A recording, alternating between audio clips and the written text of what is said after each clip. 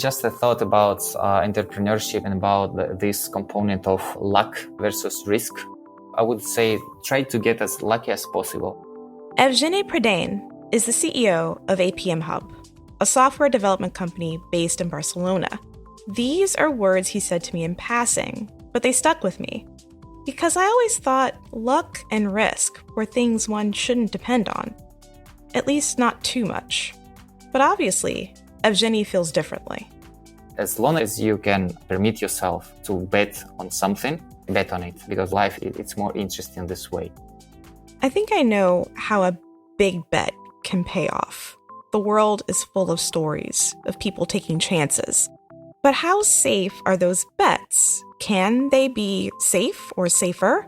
And how do you know when to make one and when to stay the course?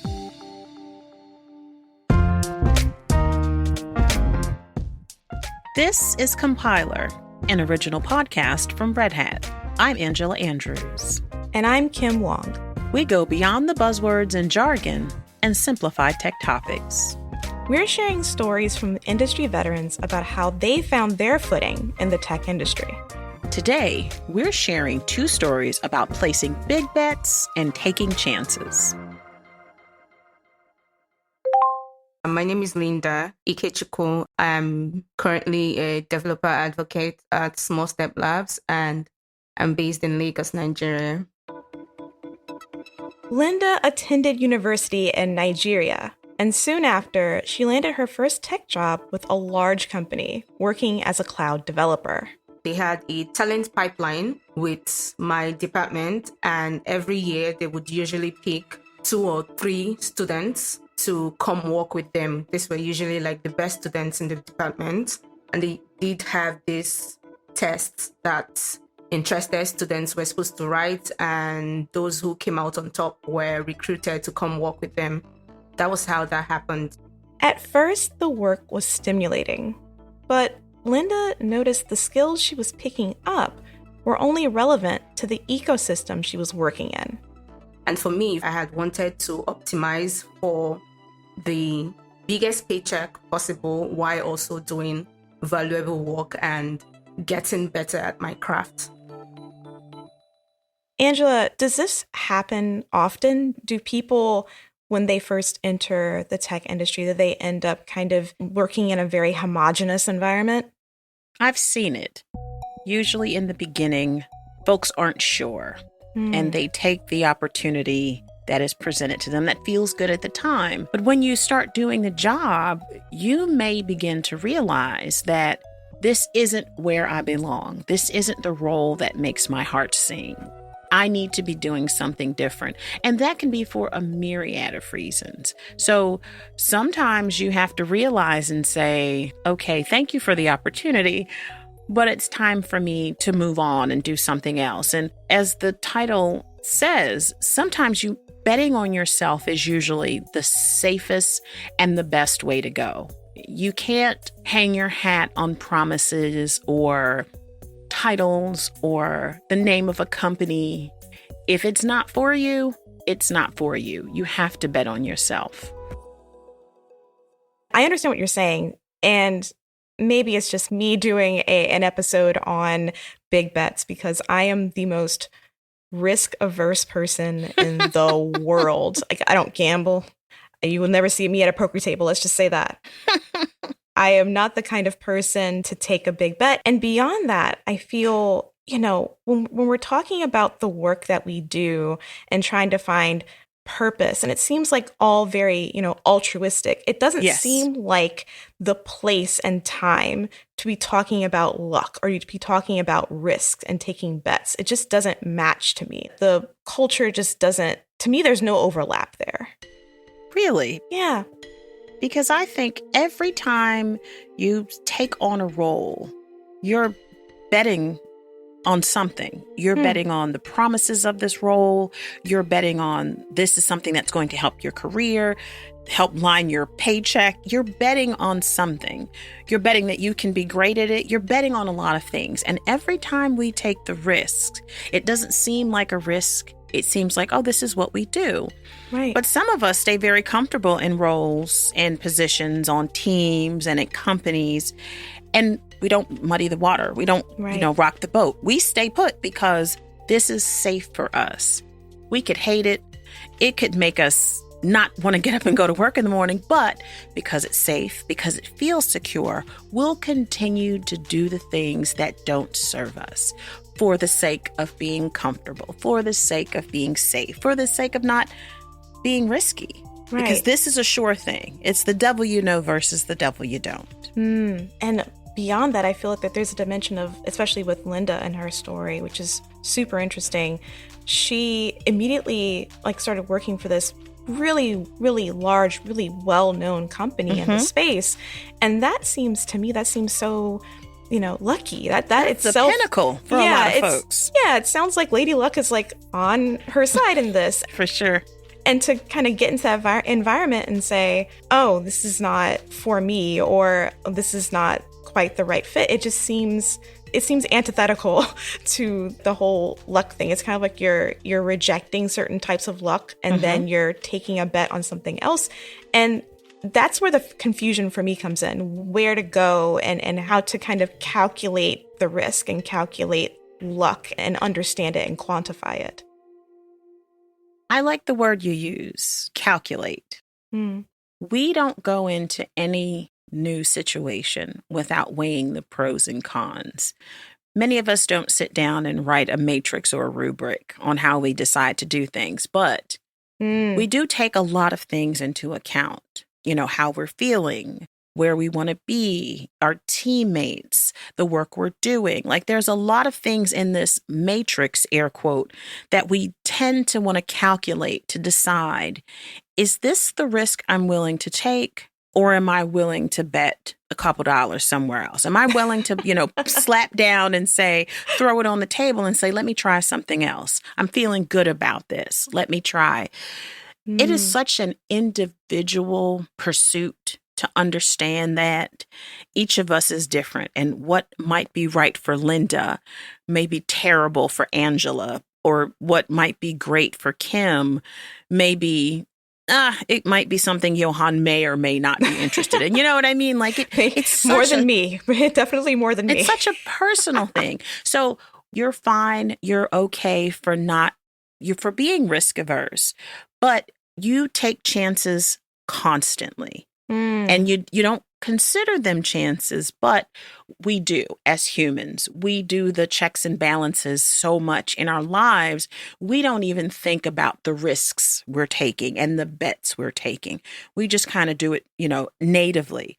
But because we're talking about it in terms of our careers, which can be make or break for a lot of us, that seems like a much bigger risk. And for Linda, her employer, again, very well-known company, leaving the security of that job, it was Linda taking a chance that would have made a lot of other people like me hesitate. Yeah. But with her days, she told me that her days were becoming more monotonous, and the work that she was doing just wasn't exciting her anymore. And she was feeling very isolated, which I can understand that as well.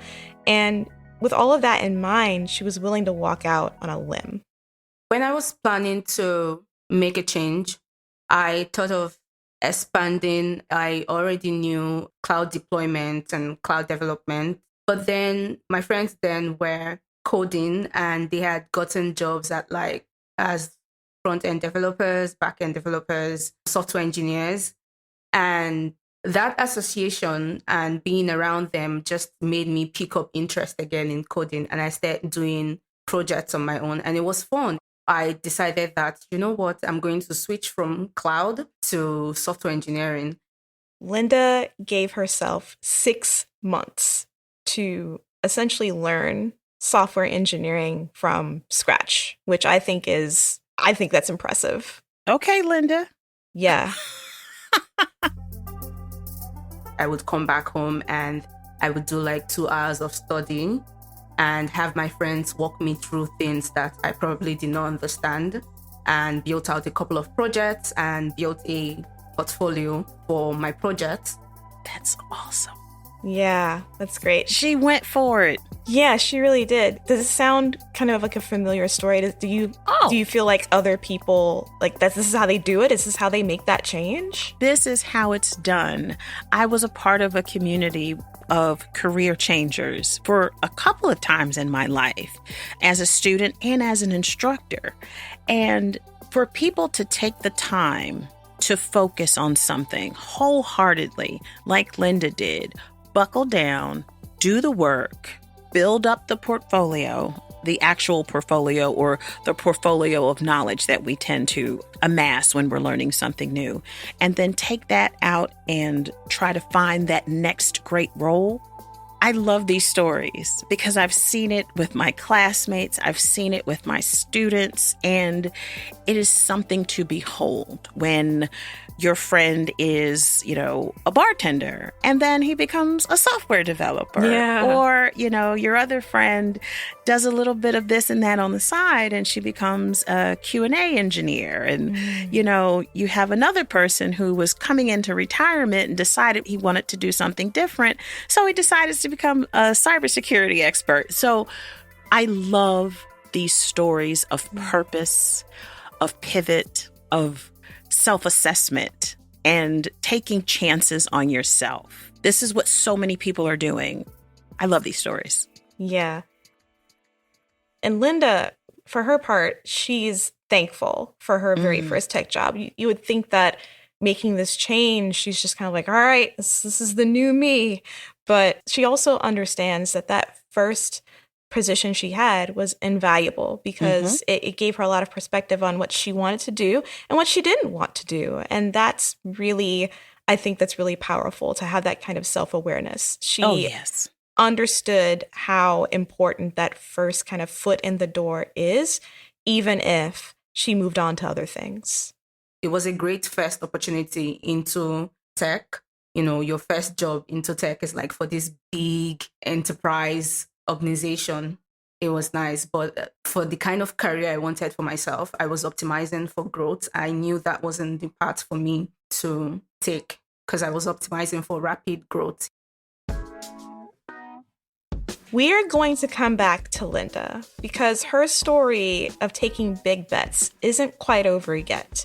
But first, after the break, Evgeny returns to talk about the big bet he and his team made when starting a new venture. Stay with us.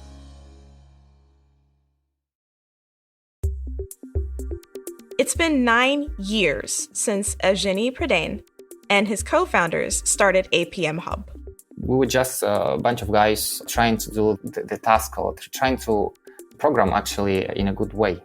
APM Hub is focused on optimizing software development processes, bringing in that really powerful like DevOps culture, making things more streamlined with better documentation, better development cycle stuff. Like that's kind of what their focus is. And this makes sense because Evgeny was a developer himself once upon a time. And his co-founders also have similar backgrounds in IT. Because we read a lot, we learned a lot, we tried to implement everything that we learned, and we saw that there was a barrier. Coming from managing roles, trying to get software as soon as possible, not caring about the technical debt, and so on and so forth. Same old song, right? Yes, I've heard that one before. So he told me about a big bet that he and his leadership team made when they landed one of their first large clients. There is one particular moment where we gathered a couple of big clients and we thought, okay, how can we grow fast, right? And it was like second year of our existence. They landed a big account in Vietnam. Remember, Evgeny and his team are in Spain. And we thought, okay, now that we have to travel to Vietnam on a regular basis, why not try to open an office there? I remember being 6 people here in Spain and we had 15 people in Vietnam. The team took a risk. They made a bet and invested money and time into building out that team in Vietnam. So, what happened? It was a complete nightmare of managing. Cultural differences, language barriers, time zones. I think that this made our growth a little bit slower. Yeah. That's interesting. Yeah, this is also a familiar story that I hear from a lot of different people in the startup space and people who are trying to manage, teams that are international, teams that are remote, hybrid, on-site. Yes. You're having to balance different schedules and different styles of management, language barriers, and cultural differences. And I feel like there are certain nuances to tech cultures internationally and certain hubs in certain areas, and even in the United States, certain areas where maybe there's like a preference for a certain type of programming language or framework, or there's like a over like saturation of a certain skill set, and maybe there's a dearth of another skill set that is needed. Or there are different types of challenges that are kind of a little bit more grounded in like business challenges and grounded in like challenges with resources more so than just a simple like we don't speak the same language kind of situation. Exactly. Yeah. So let's put this in another perspective. What if Evgeny was deciding, I want to move somewhere one day, and he closes his eyes and he points at a map and he winds up in Vietnam? That experience of maybe never having visited, not knowing the language, not knowing how to get around, not knowing the customs and the mores of being in Vietnam. We're just translating this into business speak. This is the exact same thing. He was used to doing business a certain way, and then he had a team doing business a certain way. It sounds like they had a lot of growing pains, being able to communicate and overcome those barriers. And he said something about fast growth. Yes. They didn't do it iteratively. To go from 0 to 100, that's huge. Yeah. On the other hand, starting your own venture and then having a client reach out to you from another country, it's got to be really exciting. And of course. Maybe this is the case where they took a chance because of the overexcitement or like the overstimulation of getting the client. And we all know that getting a customer and keeping a customer are two very different things. Yes, ma'am. Yes. So that's how I look at the situation. But I think you really nailed it there, Angela, where there's so many different aspects of understanding the local culture and just the kind of the environment and the atmosphere. It's really hard to take a temp check on the changes that you need to make to an organization or the changes that an organization needs to make to its infrastructure when you're thousands of miles away. And of course, this was a learning experience for Evgeny and his young startup. You need somebody who fully aligns and understands your culture, who you can delegate and say, okay, so we need to keep growing and the pace that we need to open it there. Exactly. I think you just learned the valuable lesson that I think, Angela, you were speaking to earlier. Yeah, you had to find it out somehow. Yeah. And he realized that that is a challenge that he's going to have to work to overcome. You can't sweep it aside because these are humans that we're dealing with. And it sounds like he had the growing pains we thought he would have, and I'm interested in seeing what's next. We'll check in with him. Oh, good. At the end of the episode. We'll put a pin in that. We'll put a pin in it for now. But I do want to note that understanding cultures and complex concepts and what things are like in a certain location can be really powerful, especially when you have something as transformative as tech in the mix. Just ask Linda, who at this part of the story is settling into her new role as a software engineer. One day, she was sharing some small talk with her manager. We were having a conversation about serverless, about a project where he wanted to deploy something the serverless way. And that was my first time of hearing serverless. And it was the buzzword then. I spent some days or some weeks even trying to just get what serverless was all about. And when I finally did, I published an article about it. And it was about how I understood how serverless works through booking an Uber ride. And that article did a lot of numbers. That article got a lot of attention, and not just from Linda's peers. I had editors from technical publications reaching out to me like, hey, I saw this. I like the way you write. Would you be interested in writing a couple of pieces for us on this topic or that topic? Being able to break down the jargon and the buzzwords into an approachable, easy to digest article, that is usually a godsend. That is something that everyone who's looking or Googling or trying to find a solution and stumbling upon something that's eye-opening, we love when that happens. So for her article to get all of that attention, it must have talked to a lot of people and the struggle that a lot of people were having at that time about understanding serverless. You know, she's doing that good work. That's good for her. Good for her. I feel like there are so many technical folks out there that have a wealth of knowledge and that kind of really great grasp on concepts, and they're able to disseminate that into easily understood language and easily understood stories and narrative, but they don't write because they're hesitant. They're scared. They don't want to take a risk to sound, maybe, they don't want to sound stupid, or they don't want to embarrass themselves, or they don't want to open themselves up or put themselves out there, as they say. Angela, what are your thoughts on that? There is a lot of imposter syndrome about writing. Yes. What you said, I've said those words out of my mouth. So that's why I was laughing over here to myself, because it feels, when someone says, oh, you have so much to say, or you explained that very well, or you should write a blog. And then I immediately look at my calendar and say, when am I supposed to do said thing? Right? So it is just one of those things where we feel like it's too big for us. Right. We can't do this. This isn't, we leave that to the writers. Like we can't do that.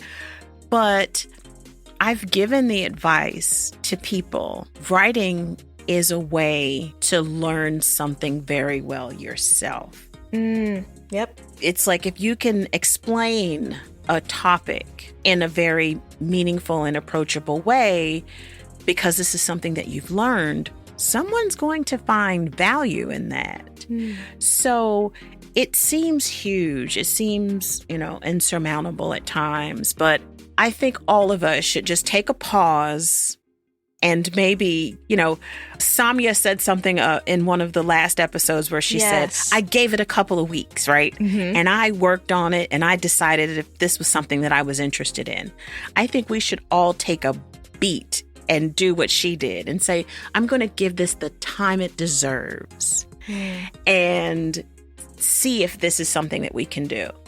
Even if it's just one article. Put yourself out there, right, and see what you catch. Maybe nothing, but now you can do it, right? That's the first thing, believing in yourself. And I think it's awesome that Linda, she believed in herself. She's such a risk taker, that girl. And people sought her out after that because it was that topic. I remember serverless. Make it make sense, right? So I have to find her article. I have to read it. And I want to hear more. I love this episode so far. Thank you for doing the Big Bets episode, because I love it when people just take this risk and say, let me try something new.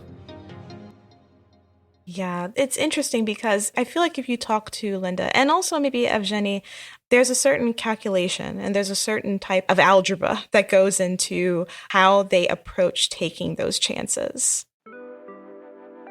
For Linda, this paid off because she was approached by a recruiter for a position as a technical writer, yet another career transition. Because she had seen a couple of articles I have done in several places, and she liked the way I am able to break down things. And she asked if I would be interested in coming in for an interview. And eventually, she would make the jump to developer advocacy, where she is today. And it was all because of her writing and her curiosity. My manager would tell me that it was that portfolio that actually convinced her to hire me, that she saw that and she was like, okay, yeah, I'd like to talk to this person. What does a story like Linda's say about tech culture? I feel like it says so many things. It speaks volumes. We live in a culture right now where we almost have to do a lot of things in public, right? I see this on social media all the time where people are learning and living out loud. They're posting articles from their companies or talking about a new framework they're using or something. And I used to tell people, even people that I mentor to this day, you should probably think about learning in public because you never know who is going to be watching what you're putting out there. So talk about what you're working on. Talk about your projects. Talk about this new release of a software that you've been using and highlight some of the new benefits and features and put your new project out there. Yeah. I say this all the time because you don't know who's watching. And for Linda, I don't think she was looking at this as a career change. She put this out here because she knew it would help someone. Right? This was the article she wished she could have found to help her understand. So she's giving back and helping others understand. So this is the thing. If you're not doing it, you should be doing it because we're in such a volatile time right now. We should always be marketing ourselves and our skills and our understanding of things. And it's not like you want to make it a second job, but just think about how often you post.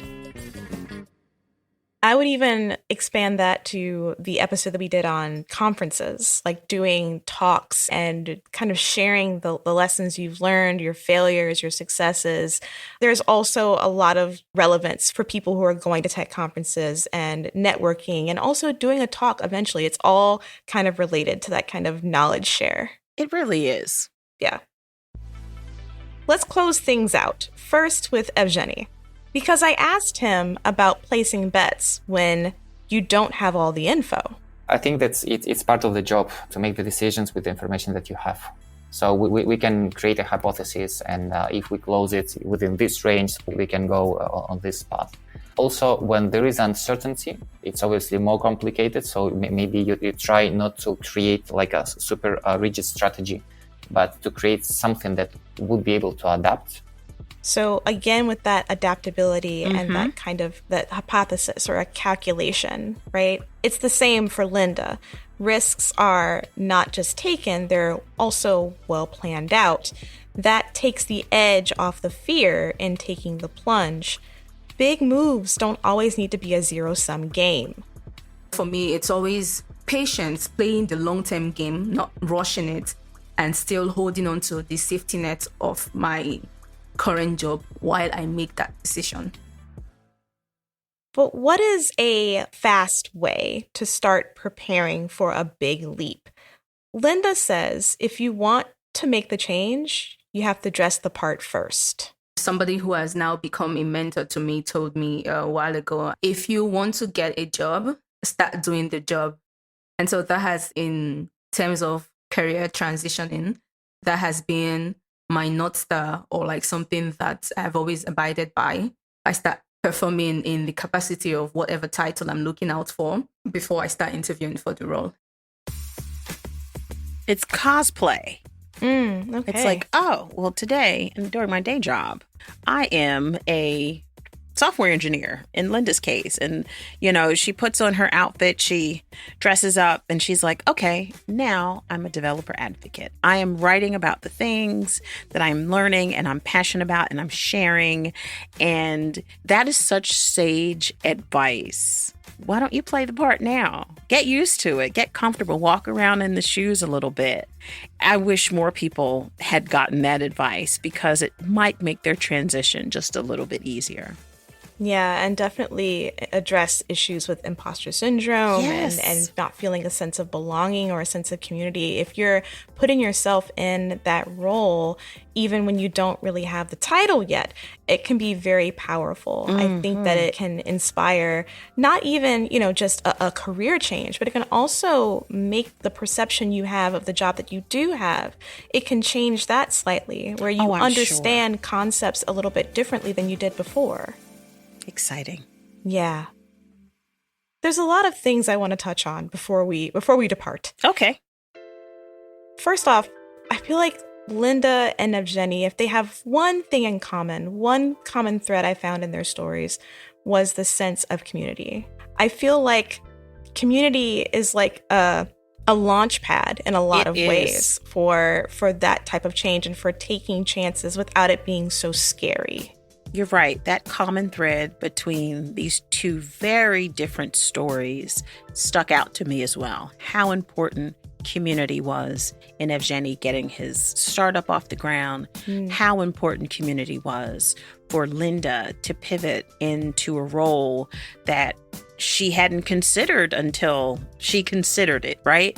Right. Community is everything. I wouldn't be sitting in this seat right now if it weren't for community. So I want our listeners to understand just how important community is in almost everything we do. Yeah, absolutely. Another thing that they had in common was the calculation, or like what I call the algebra of luck and risk. Where the math is mathing, yes. Yeah. At the top of the episode, Evgeny said what he said about luck and risk. And when he's talking and when Linda's sharing her story, and then also Angela with your input about how we take bets and we take chances every day, I'm kind of changing the way that I'm thinking about risk. And I'm looking at it as a calculation and taking a chance or going out on a limb for something that could be truly rewarding or life-changing. It doesn't have to be a big, scary thing. It can also be something that can be planned for. It can be something that can be approached with caution and even approached with excitement, kind of like Linda when she was learning software engineering. It doesn't have to be scary. It can be something that is really worthwhile, really rewarding, and honestly kind of exciting. So that's what I'm taking away from these stories. Great takeaways. Yeah. So I'd love to hear what you're thinking about this episode. What spoke to you? Did you find other common threads in their two stories? Hit us up on our social media at Red Hat, always using the hashtag #CompilerPodcast. We'd love to hear your story. We'd love to hear about some of the big bets you've taken in your life. Come on, share it out. We'd love to hear it. And that does it for this episode of Compiler. Thank you so much to our guests, Evgeny Perdain and Linda Ikechukwu. Today's episode was produced by Kim Wong, Johan Philippine, and Caroline Craighead. Victoria Lawton always leads by leaping. Our audio engineer is Elizabeth Hart. Special thanks to Sean Cole. Our theme song was composed by Marianne Chetta.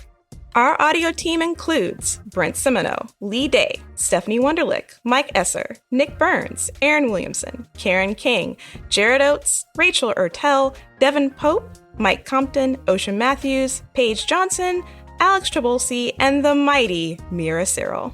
If you liked today's episode, please follow the show, rate the show, leave us a review, and then share it with someone you know. It really helps the show, and we appreciate it. All right, everybody. Until next time, take care. See ya.